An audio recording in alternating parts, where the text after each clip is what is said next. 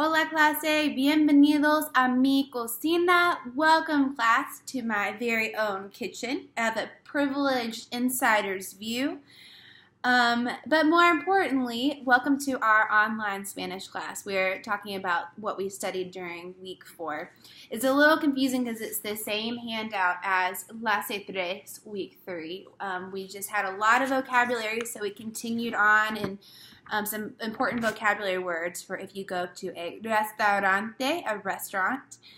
So we're just going to pick up and go over some of this vocabulary. We'll be starting with los mariscos, seafood.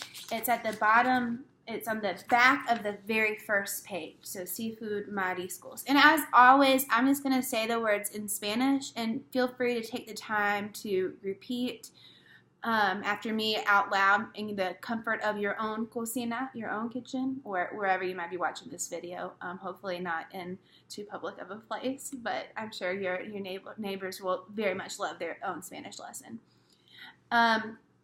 Anyway, starting with mariscos, seafood. Repeat after me. Repiten. Mariscos. Next we have camarones, shrimp. Camarones. Camarones. Then we have langosta, lobster. Langosta. Pescado. Pescado, fish. Now this is different from like the fish who are like swimming around the ocean, you know, like Dory and Nemo and all them. They're peces. Peces. I think it's P-E-Z-E-S, peces, like the alive ones. Pescado is the is like the fish that you eat, like the dead fish that we eat at the restaurant. Pescado. Tuna is atún. You can say you want a sandwich de atún, tuna sandwich. I like tuna sandwiches. Anyway, we're moving on to meats, carnes. Right here, carnes. Chicken is pollo. Pollo. And remember the double L's have the Y sound. If you're ordering tacos, a popular kind of taco is tacos de carne asada. Carne asada. That literally means like grilled meat, but it's like the strips of beef that go on your taco. Is super good. And we have like chorizo. I think y'all know what that is. I put it on here as like Mexican or Mexican sausage. Actually, my friend Mallory, who is a real legit chef, says that it's technically Spanish sausage. So, fun fact, chorizo. Ham is jamón. Remember the J really always has that H sound. G's kind of depend, but J's have the H sound. So, jamón. It's not jamón. Jamón. Steak is bistec. Bistec. And turkey is pavo. Pavo. Okay, hopefully you got that. Moving on to frutas y verduras. Fruits and vegetables. Frutas y verduras. So my number one favorite food in the whole world, I know, kind of cliche, I'm a hipster, what can I say, is avocado, aguacate. Agua, like water, agua, cate. Beans are frijoles. In almost all the countries, beans are frijoles, but sometimes people call them habichuelas. But at least in Mexico and in Central America, as far as I know, they're called frijoles. And again, that J has an H sound. Next we have arroz. This is a time where if you are so fortunate as to be able to roll your R's, this is a time when you can do that and be super impressive to everyone. Show offs, I'm telling you, I cannot do it. But arroz. And then we have pumpkin or squash. So everything that's in that same category, like pumpkin, squash, no matter what color or shape it is, they're all calabazas.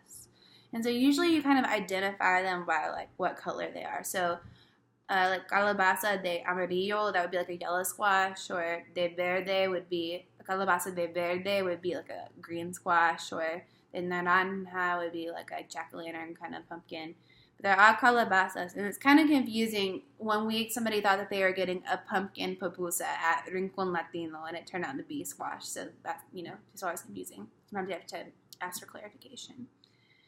But anyway, calabaza. Then we have tomate, tomato, tomate, and lettuce is lechuga, carrot, zanahoria. That's a hard one. Onion is cebolla. Then we have corn is maíz. This is a really important food. Just kind of throughout Latin America, there's a lot of corn products, and some of that is really interesting if you just kind of are up late at night and you want to Google NAFTA and corn. Just it really leads you on a really interesting rabbit trail about how corn is produced and how it's imported and not so much exported in Latin American countries. Anyway, maíz, and you can. People will ask you for if you want your tortillas de maíz or de harina is harina, harina. So maíz, you want corn tortillas or flour tortillas, and flour is harina. I prefer tortillas de harina personally, but I hear that maíz is a little bit healthier. Who knows? Quién sabe? Anyway, apple is manzana. Orange is naranja. And grapes are uvas.